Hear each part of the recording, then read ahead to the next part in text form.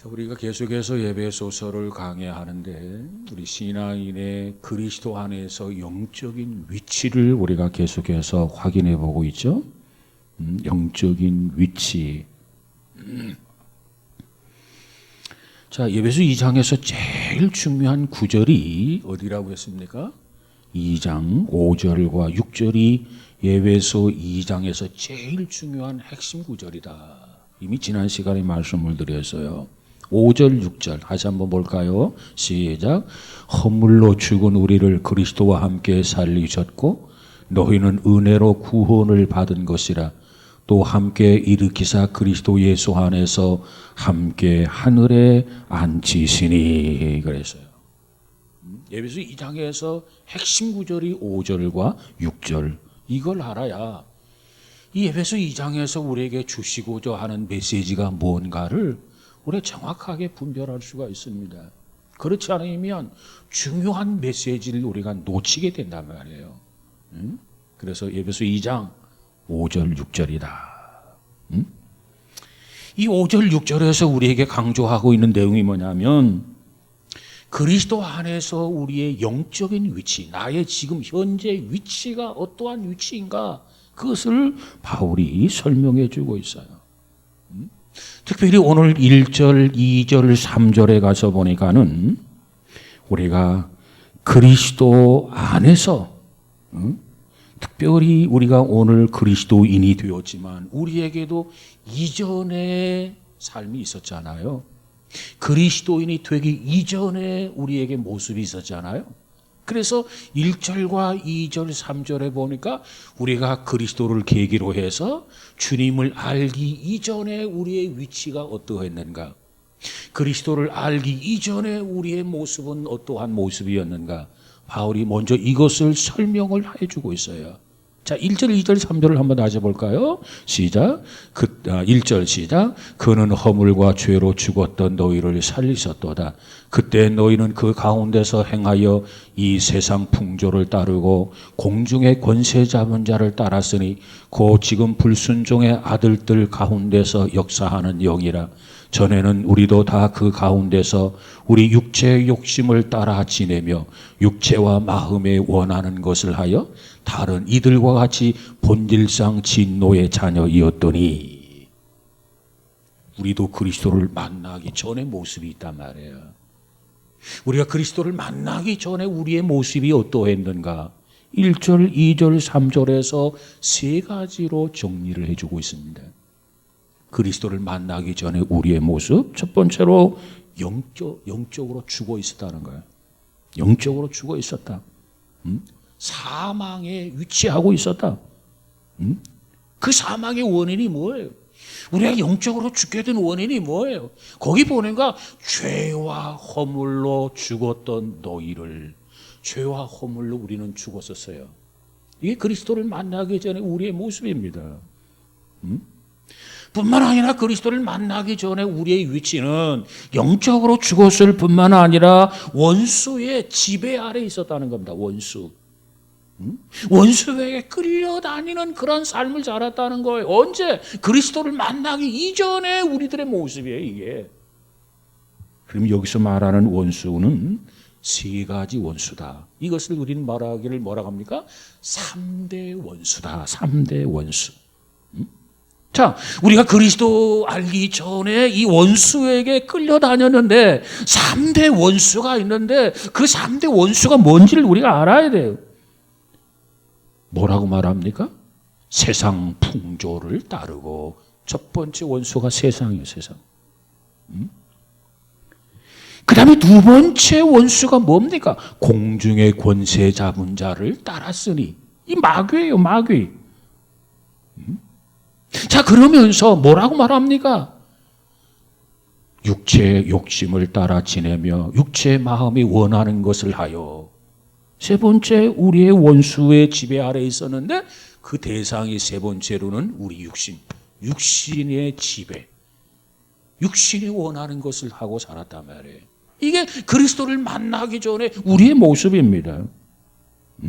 자, 그 다음에 세 번째로 우리에게 또 뭘 묘사해 주고 있냐면은 그리스도를 알기 전에 우리의 모습은 하나님의 진노를 피할 수 없는 진노의 자녀였다는 거예요. 주님을 알기 전에 우리의 모습을 바울은 이렇게 정리해 주고 있습니다. 하나님의 진노를 피할 수 없는 진노의 자녀로 위치하고 있었다. 진노의 자녀. 그리고 하나님이 보시기에 하나님의 진노를 피할 수 없는 진노의 대상, 진노의 자녀였다. 언제? 그리스도를 알기 이전의 모습. 이걸 설명해 주고 있죠. 그러면 하나님의 진노는 어떠한 진노인가? 우리가 요한계시록에 가보면 하나님께서는 역사를 심판하시는데 그 역사를 심판하는 그 심판을 진행을 하게 되는데 세 가지 단계로 이 역사를 심판을 해요. 첫 번째 단계가 뭐냐? 7 인봉이 나옵니다. 7 인봉. 7가지 봉한 인봉이 나오는데 그 인봉을 하나하나 뗄 때마다 심판이 가속화돼요.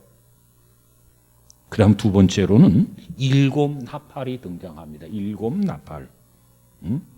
나팔이 불려질 때마다 이 나팔에 의해서 이 재앙이 더 가속화돼요. 이 두 번째. 그 다음 세 번째로는 7 대접이 등장합니다. 7 대접. 이 대접 안에는 뭐가 들어느냐? 진노가 가득 들어있다고 그랬어요. 그렇기 때문에 이 대접을 뭐라고 하느냐? 진노의 대접이다. 이렇게 이야기합니다. 그런데 이 대접이 하나하나 쏟아질 때마다 이 세상에 재앙이 일어나기를 시작을 해요. 그리고 하나하나 대접을 쏟을 때마다 그 재앙이 더 무서운 재앙으로 가속화되고 있는 것을 우리는 계시록을 통해서 볼 수 있습니다. 하나님은 세상을 심판하시는 하나님이십니다. 이 세상을 볼 때마다 하나님께서는 거룩한 진노를 바랄 수밖에 없어요.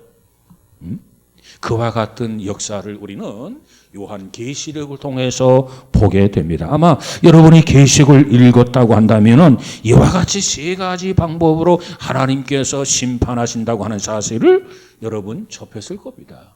인봉의 심판, 나팔의 심판, 대접의 심판, 이와 같이 세 가지 방법으로 심판한다. 그런데 우리가 그리스도를 알기 이전에는 이 하나님의 이 거룩한 심판을 피할 수 없는 그런 위치였다는 겁니다. 진노의 자녀였어요. 진노의 자녀. 자, 이전에 우리도 그와 같이 그 주님을 알지 못하고 믿지 못했을 때는 믿지 않는 사람들과 동일하게 그와 같이 위치에 있었다. 그 다음 오늘의 주제가 뭡니까? 그리스도를 만난 이제의 위치, 그리스도를 만난 지금의 위치, 그리스도를 구주로 영접한 현재의 위치는 어디인가? 그것을 한번 다루고자 하는 겁니다. 예수를 알기 전에, 주님을 내가 구주와 주님으로 영접하기 전에는 죄와 허물로 죽었고 믿지 않는 저 그리스도 밖에 있는 사람들과 동일한 운명이었어요. 그 동일한 운명이 뭐예요? 하나님의 심판을 피할 수 없는 진노의 자녀였어요. 소망이 없는 자였습니다. 그런데 주님을 만났어요. 주님을 영접했어요. 그러면 우리의 상황이 어떻게 달라지느냐? 우리의 위치가 어떻게 달라지느냐? 그분을 한번 나눠보고자 합니다. 자, 오늘 본문 3절을 한번 다시 한번 볼까요? 3절 시작. 전에는 우리도 다 그 가운데서 우리 육체의 욕심을 따라 지내며 육체와 마음에 원하는 것을 하여 다른 이들과 같이 본질상 진노의 자녀이었더니 그랬어요. 여기서 중요한 단어가 있습니다. 그게 뭐냐면 전에는 그래요. 지금은 아니라는 거죠. 전에는.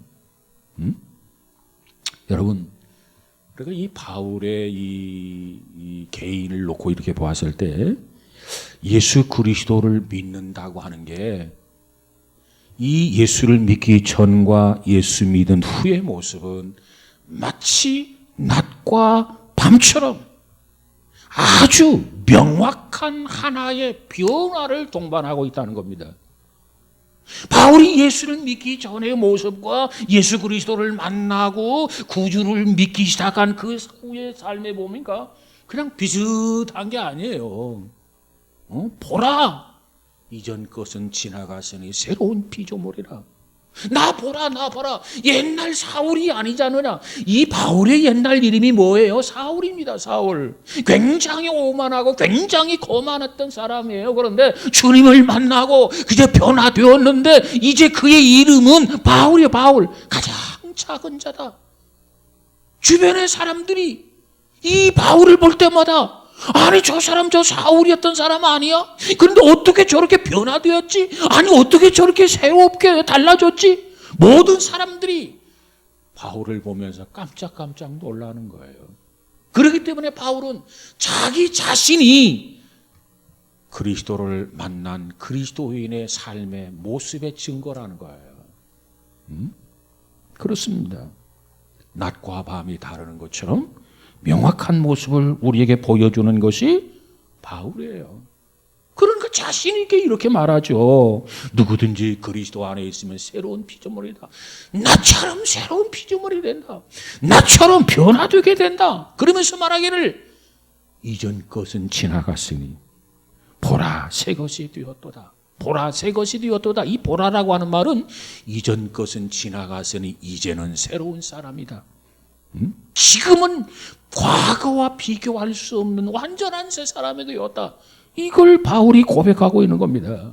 그러니까 이 말은 그저 겉으로 조금 달라진 게 아니에요. 약간의 변화를 동반한 거 아니에요. 완전히 근본적으로 뿌리부터 삶이 완전히 변화되었다는 거예요. 보라, 이전 것은 지나갔으니 새로운 피조물이로다. 새 것이 되었다. 바울은 이 감격을 경험하게 됩니다. 그리고 그 감격이 일생을 통해서 식어지지 아니하고 그의 가슴에 뜨겁게 역사했어요. 그렇기 때문에 그는 서신을 쓸 때마다 문안을 할 때마다 내가 그리스도를 본받은 것처럼 너희들은 나를 본받아라. 내가 그리스도에게 미친 것처럼 너희들은 나처럼 미쳐봐라. 왜? 바울의 가슴에는 뜨거움이 있었단 말이에요. 바울의 가슴에는 간절함이 있었단 말이에요. 그래서 그가 고백하기를 내가 살아도 주를 위해서 살겠고 내가 죽어도 주를 위해서 죽겠다. 이렇게 간증하면서 그리스도를 증거하는 바울의 모습을 우리가 보게 됩니다. 그렇습니다. 바울도 전에는 소망 없는 자리에 놓여 있었습니다. 바울도 전에는 하나님의 진노를 피할 수 없는 진노의 대상이었습니다. 오늘 우리들도 전에는 동일한 운명이었다는 겁니다. 자, 그런데 만약에 에베소서 2장 1절, 2절, 3절로 성경이 끝났다면 우리는 얼마나 비참하겠습니까? 하나님의 진노를 피할 수 없는 진노의 대상으로만 머물러 있었다고 한다면 우리는 얼마나 불쌍하겠느냐 말이에요. 그런데 참으로 감사한 것은, 참으로 다행스러운 것은 4절의 말씀이 우리에게 기쁨을 주는 거예요. 4절의 말씀이 뭡니까? 한번 읽어볼까요? 시작. 긍휼이 풍성하신 하나님이 우리를 사랑하신 그 큰 사랑을 인하여 허물로 죽은 우리를 그리스도와 함께 살리셨고 너희는 은혜로 구원을 얻은 것이라. 거기까지 4절의 말씀이 있어요. 이 4절의 말씀이 우리에게 기쁨을 주고 우리에게 감격을 가져다 줍니다.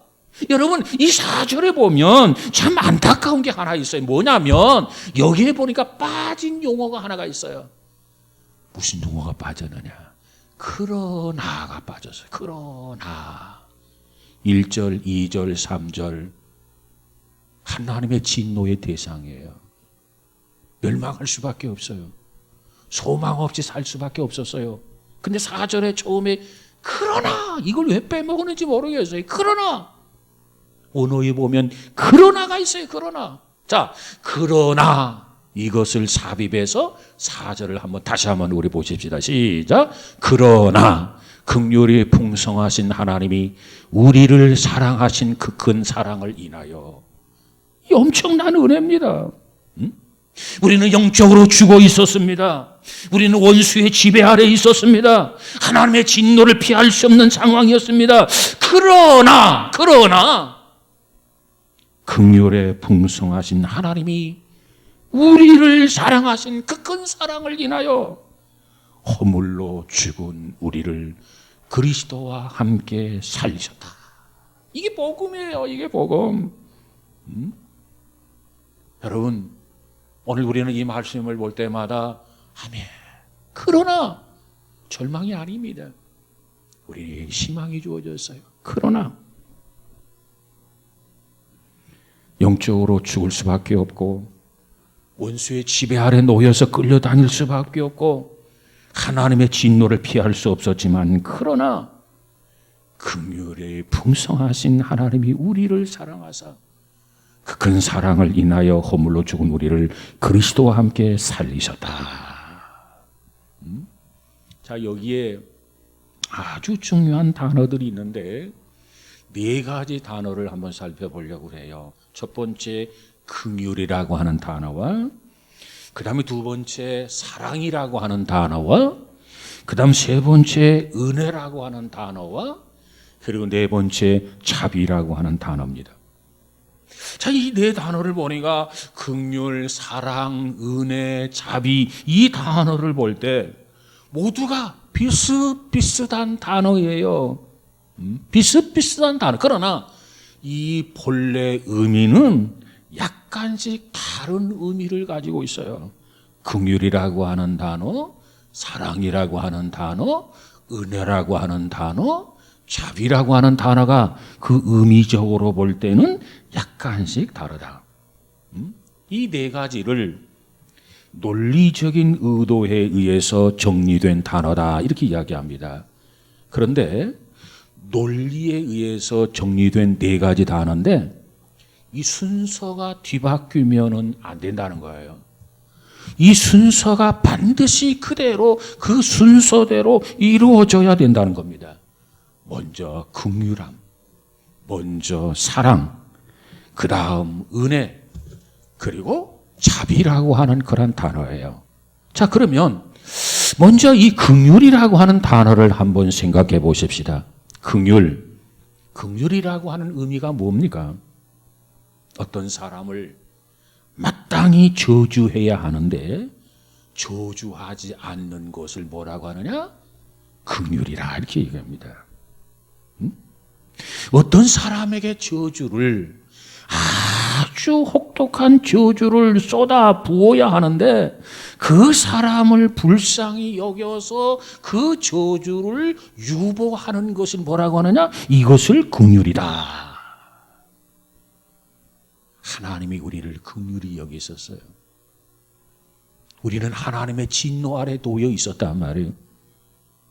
그러면 하나님이 진노하면 돼. 그런데 하나님이 우리를 향해서 긍휼히 여기는 마음을 가졌다는 겁니다. 당연히 저주를 쏟아 부어야 되는데 하나님이 그 저주를 쏟아붓지 아니하고 저주를 하나님께서 유보했다는 거예요. 만약에 하나님이 우리를 저주한다면, 하나님이 진노해서 우리를 저주를 쏟아붓는다면 그 가운데 살아남을 수 있는 사람이 누가 있겠습니까? 그런데 감사하게도 정말 하나님 앞에 고맙게도 하나님은 우리를 긍휼히 여기셨단 말이에요.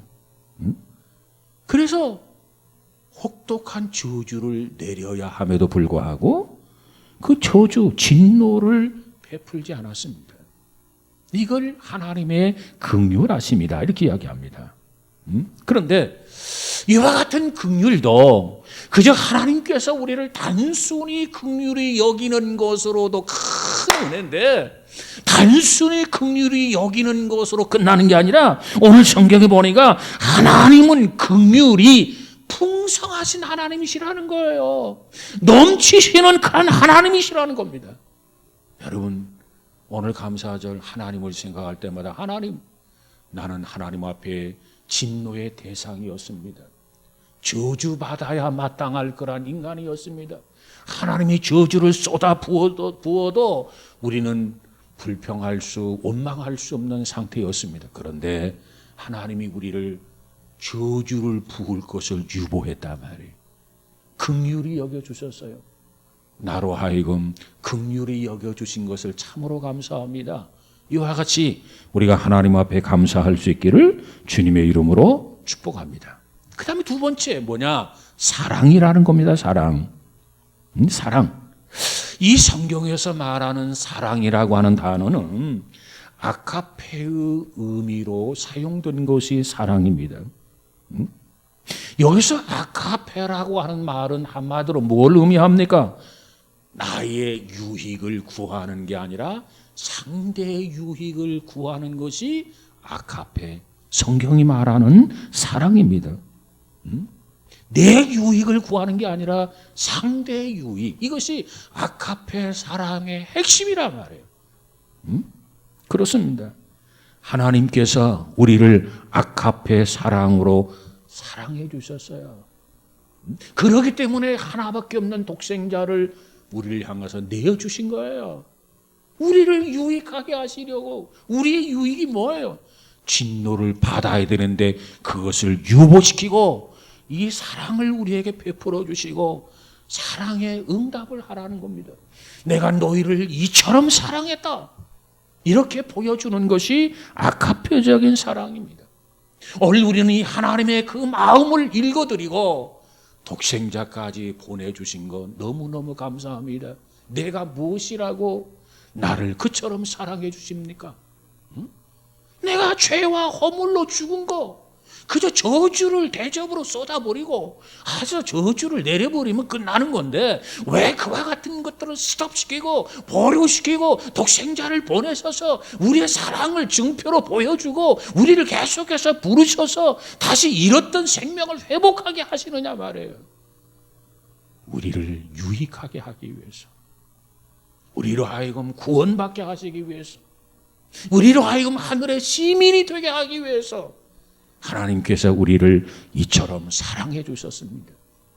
그리고 우리에게 당부합니다. 내가 너희를 사랑한 것처럼 너희도 나 사랑해다오. 그리고 이웃들을 사랑해다오. 주님이 이것을 우리에게 당부해 주고 있습니다. 그렇습니다. 오늘 우리는 하나님 앞에 저주받아야 함에도 불구하고 우리를 긍휼히 여기셔서, 우리를 불쌍히 여기셔서 저주를 보류시키고 우리들의 유익을 위해서, 우리들의 구원을 위해서, 우리의 새 생명을 얻게 하기 위해서 하나님께서 독생자를 보내셨다는 겁니다. 그 다음 세 번째 단어가 뭐예요? 은혜라고 하는 단어입니다. 은혜. 이것은 은혜라고 하는 단어의 뜻은 받을 자격이 없는 사람에게 베풀어 주는 것이 바로 은혜라는 뜻 아닙니까? 하나님이 우리를 긍휼히 여기셔서 저주를 스탑 보류시켰어요. 그리고 사랑으로 주님을 이 땅에 보내주셨어요. 우리를 대신해서 십자가를 져주셨어요. 이것을 너희들이 믿기만 해라. 이것을 너희들이 받아들이기만 해라. 그러면 내가 너의 생명을 사망에서 생명으로 옮겨주겠다. 진노의 자녀가 이제는 하나님의 자녀가 되게 해주겠다. 이렇게 말씀하고 있어요. 이걸 뭐라고 말하느냐? 은혜다. 내가 지금까지 걸어온 것을 되돌아볼 때, 나의 삶을 되돌아볼 때 하나님의 자녀라고 하는 것 부끄럽기 그지없어요. 그렇기 때문에 우리의 공로, 우리의 행함으로 구원받는 게 아니라 하나님께서 야, 너 예수를 믿기만 해, 십자가 달린 그리스도를 믿기만 해, 그러면 내가 너를 구원해 주마, 의인으로 만들어 주마, 의인으로 간주하겠다. 이게 하나님의 메시지예요. 이걸 우리는 뭐라고 하느냐? 은혜다. 그렇습니다. 우리는 저주받아야 되는데 저주를 유보시켰어요. 우리를 불쌍히 여기셨어요. 그리고 우리를 끝까지 사랑해 주셨어요. 그리고 거저 구원받을 수 있는 은혜를 우리에게 베풀어 주셨어요. 은혜. 받을 자격이 하나도 없는데 구원받을 자격이 공로가 아무것도 없는데 하나님이 베풀어 주신 이 소중한 호의를 우리가 받아들이기를 원해요. 오라, 우리가 서로 변론하자. 여러분, 이것을 받아들이는 것이 뭐냐? 이것이 바로 은혜다. 받아들이기만 하면 돼요. 받아들이기만 하면.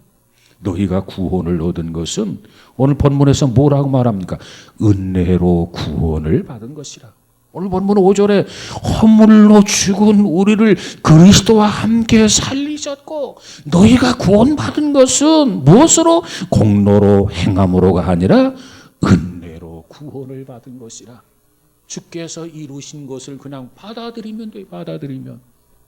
이게 은혜란 말이에요. 그 다음 네 번째로는 무슨 단어가 있느냐? 자비의 단어가 자비. 자, 여기서 자비라고 하는 단어의 의미는 가장 소중한 것을 상대방에게 주는 구체적인 행동을 말하는 거예요. 행동. 그러니까 관념이 아니라 행동, 액션을 말한다 그 말이에요. 자, 우리는 여기서 자비에 대해서 성경에서 예를 들어 본다면 이렇습니다. 누가복음 10장 30절 이하에 가 보면은 선한 사마리아인의 이야기가 나와요. 어떤 사람이 예루살렘을 떠나서 여리고로 가다가 중간에 한 강도를 만나게 됩니다. 근데 강도를 만나는데 이 사람이 피를 흘리고 다 죽어가고 있어요. 근데 그 곁에 누가 지나가냐면 제사장이 지나갑니다. 그러면 누구보다도 제사장은 그 사람에게 사랑을 베풀고 그 사람의 인명을, 생명을 좀 이렇게 구해야 될 그런 사람이 아닙니다. 그런데 외면하고 그냥 지나쳐버려요. 그 다음에 두 번째로 누가 등장합니까? 레위인이 등장합니다. 역시 이 사람도 강도 만난 그 사람에 대해서 외면하고 그냥 지나쳐버립니다. 그런데 세 번째 사람, 이 사람은 누구냐? 유대인이 아니에요. 제사장도 유대인이고 레위인도 유대인이었지만 이 사람은 유대인이 아니야. 이 사람은 사마리아인이야. 다시 말하면 어찌 보면 이방인이라 그 말이에요. 근데 이 이방인을 지나다 보니까 어떤 사람이 강도를 만나가지고 피를 토하고 흘리면서 위태로운 지경에 놓여 있어요. 그래서 이 사람은 정신없이 이 사람을 구조를 합니다. 병원으로 데리고 가요. 치료비를 줘요. 그리고 치료비가 더 든다면 내가 지불하겠습니다. 그리고 치료해달라는 거예요.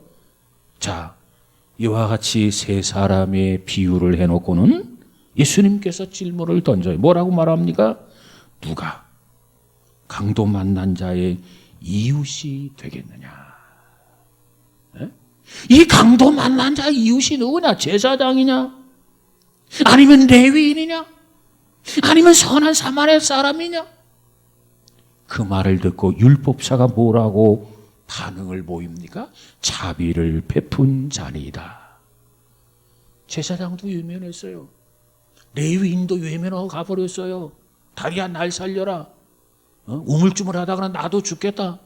외면하고 지나쳐 버렸단 말이에요. 그러나 이 선한 사마리아인은 그렇지 않았어요. 그렇기 때문에 율법사가 말하기를 누가 이웃이냐 물었을 때 자비를 베푼 자니이다 그랬어요. 이론으로는 제사장이 훨씬 더 많이 알고 있죠. 이론으로는 레위인이 훨씬 더 깊이 알고 있지요. 어찌 보면 이론으로는 선한 사마리아 사람이 가장 얄팍한 지식 소유자였어요. 그런데 선한 사마리아인이 자비를 베푼 자 아니다. 이게 뭘 의미합니까? 자비라고 하는 것은 관념이 아니라는 거예요.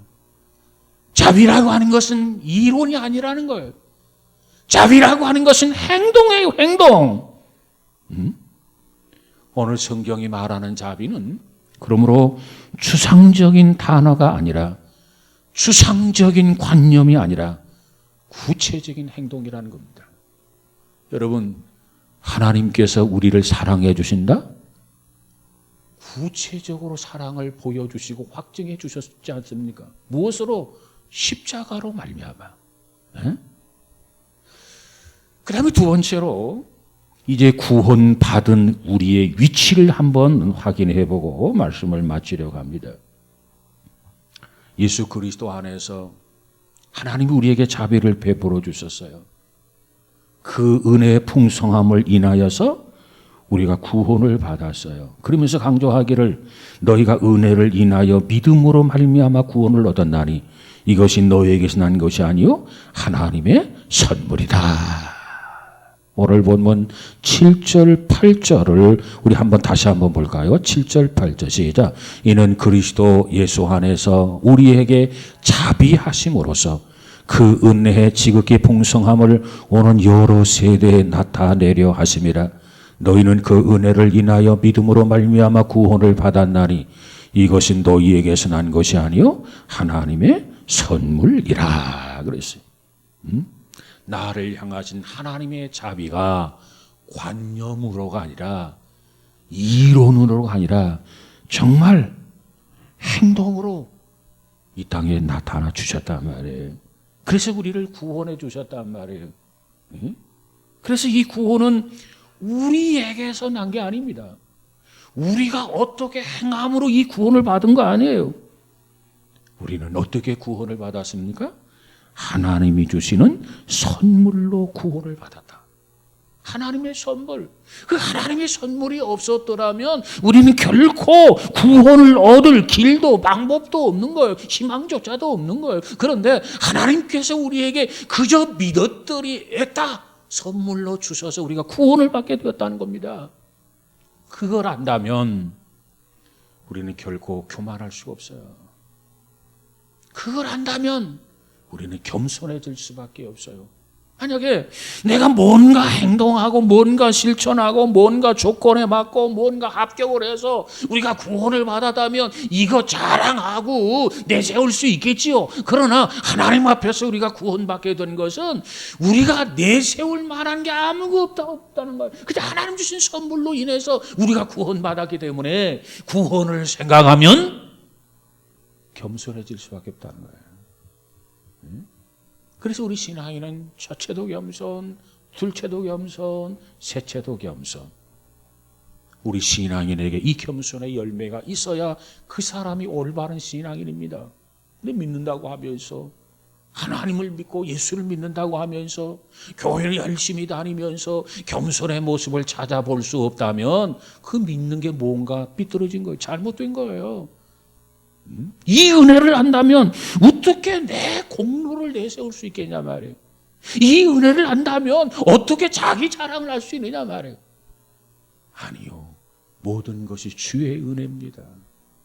내게 주신 은혜를 무엇으로 보답하고 이 엄청난 은혜를 내가 입었는데 이 은혜로 말미암아 내가 구원을 받았는데 그러면서 우리는 늘 겸손하게 살아야 될 줄로 믿습니다. 자, 그러면 우리의 구원받은 이 위치를 성경은 어떻게 표현하고 있느냐? 현재 구원받은 그 위치 한번 살펴본다면 4절을 한번 다시 한번 볼까요? 4절 시작. 긍휼이 풍성하신 하나님이 우리를 사랑하신 그 큰 사랑을 인하여 그 다음에 5절 가서 볼까요? 허물로 죽은 우리를 그리스도와 함께 살리셨고 너희는 은혜로 구원을 받은 것이라. 6절 또 함께 일으키사 그리스도 예수 안에서 하늘에 함께 앉히시니. 7절 이는 그리스도 예수 안에서 우리에게 자비하심으로써 그 은혜의 지극히 풍성함을 오는 여러 세대 나타내려 하심이라. 그랬어요. 자, 이제 조금 어려운 얘기를 좀 하려고 합니다. 잘 들어보세요. 이쪽은 사망이고 이쪽은 생명입니다. 예수께서 우리를 위해서 죄를 담당하시고 십자가에 죽으셨어요. 그리고 장사 지냈어요. 사흘 만에 살아났어요. 그리고 승천하셨어요. 그리고 지금은 하나님의 우편에 앉아 계세요. 이게 예수님이에요. 자, 그러면 저와 여러분이 지금 예수를 믿는다. 예수를 믿는다 하면 지금 어디에 계신 예수님을 믿는 것입니까? 살아나셔서 부활하시고 승천하셔서 하나님의 우편에 계신 예수 그리스도를 우리는 믿는 거예요. 에?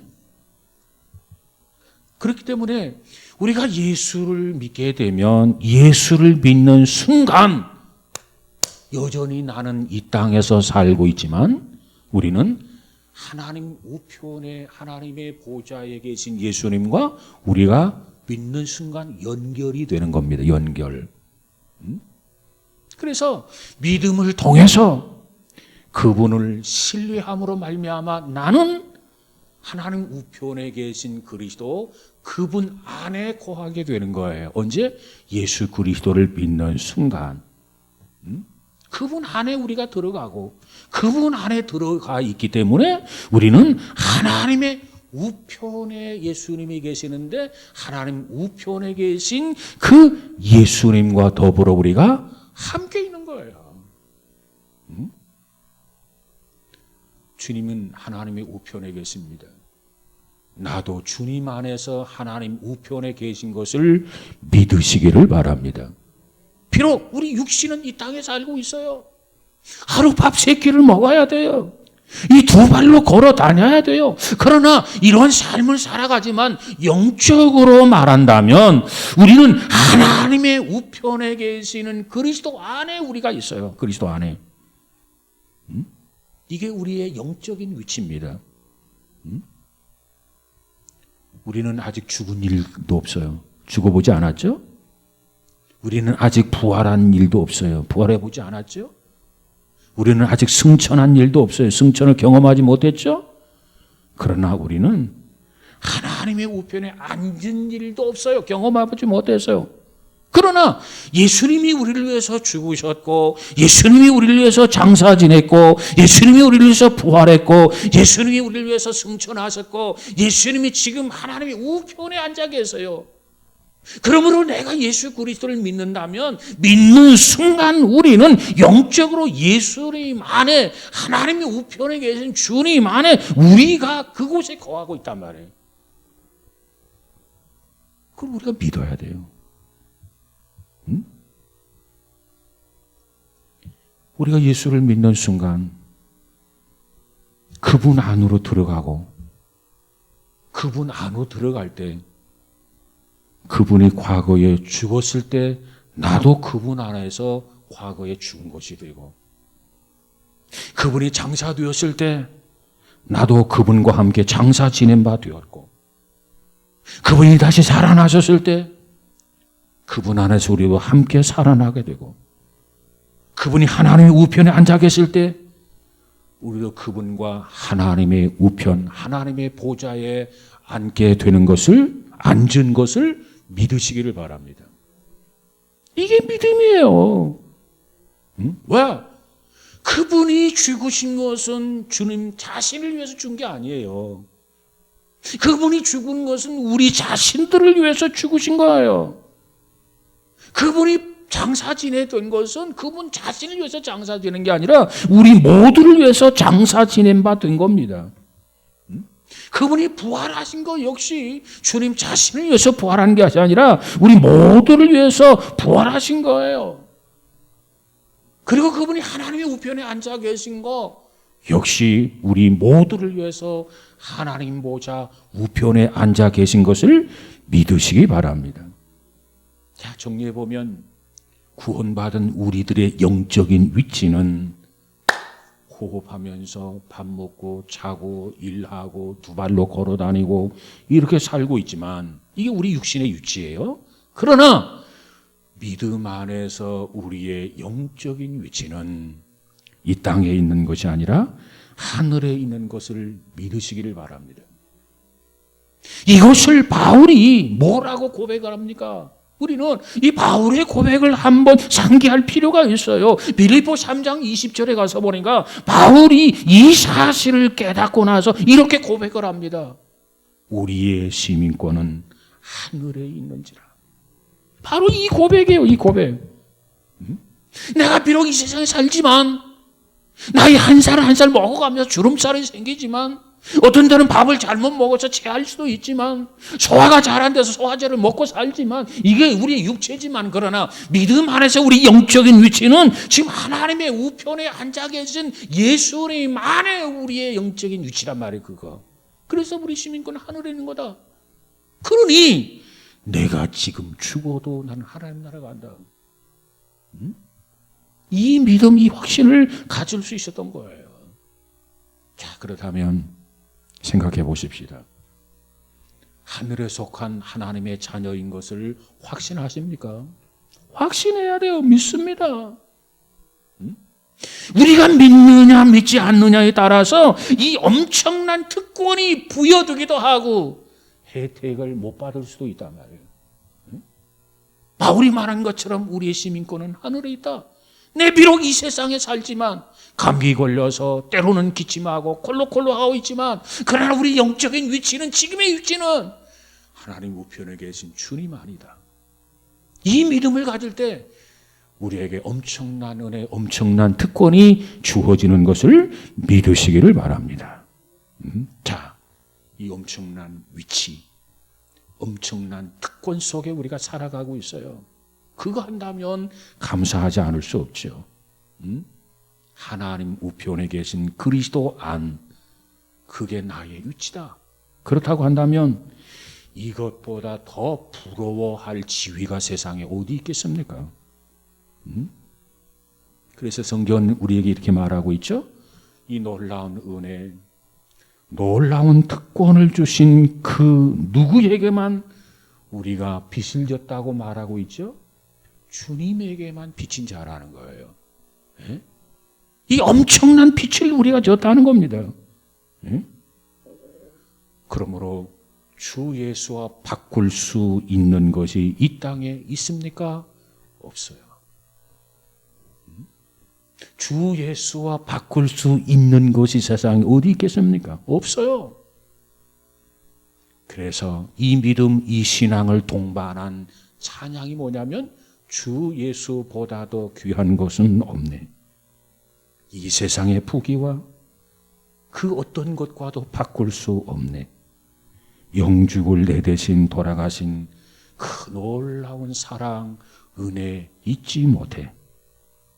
비로소 이 믿음, 이 확신을 가질 때 이와 같은 감사, 이와 같은 찬양이 가능하지 않겠습니까? 여러분, 오늘 이 감사절을 통해서 다시 강조하고 싶은 것은, 오늘 우리는 이 엄청난 하나님의 은혜를 입었다. 이 믿음을 가지시고 늘 감격 속에 살아가는 우리 이 가슴이, 이 감격이 식어지지 않는 일평생 우리와 함께하는 이 감격이 되었으면 좋겠어요. 아무쪼록 오늘 감사절이지만 오늘 하루뿐만 아니라 금년에 남은 기간도 지금까지 감사하며 살았지만 우리가 얼마나 더 살는지 몰라요. 10년을 더 살는지 20년을 더 살는지, 원하옵기는 그 남은 기간을 통해서 하나님 앞에 감사가 풍성해지고 넘치는 복 있는 성도 우리 모두가 다 되어지기를 주님의 이름으로 축복합니다. 나는 지금 세상의 사람인가 하늘의 사람인가, 나의 영적인 위치는 지금 어디에 있는가, 나의 소속은 어딘가를 분명히 알고 소속에 맞게 충실하게 살아가는 저와 여러분이 되시기를 주님의 이름으로 축복합니다.